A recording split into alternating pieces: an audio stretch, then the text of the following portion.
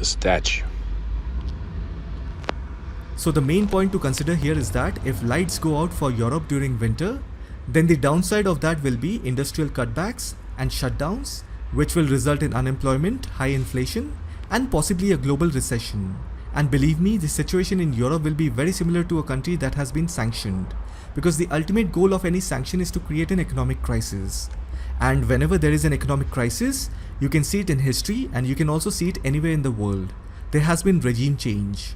So if Western countries are trying to change the Russian regime by doing all of this, I think this winter we are going to witness a lot of leadership changes in many European countries because of the whole process that I just explained.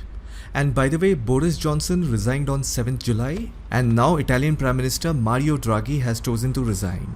In a span of 1 week, 2 NATO leaders have chosen to resign. And in both the cases, their coalition government withdrew support. Plus, a major reason behind their resignation is increase in their country's cost of living due to Russia-Ukraine war. And you shouldn't be surprised if the next leader will be the French president or the German chancellor.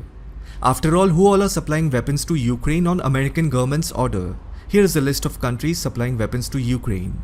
If you see, NATO is turning out to be the most damaging partnership for Europe and also for the rest of the world. European countries should start thinking about their own country first rather than collectively heading towards disaster.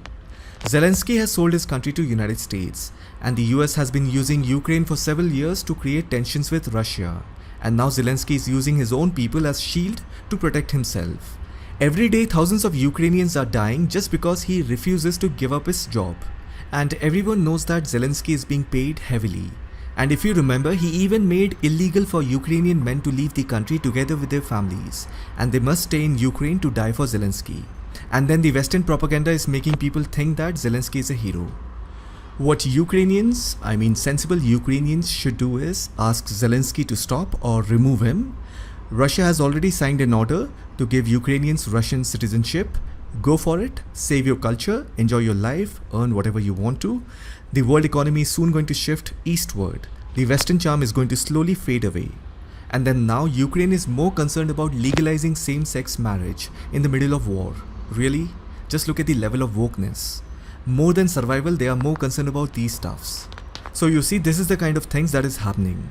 Anyhow, in the coming weeks, we are going to witness a lot of leadership changes in many European countries. Winter is coming.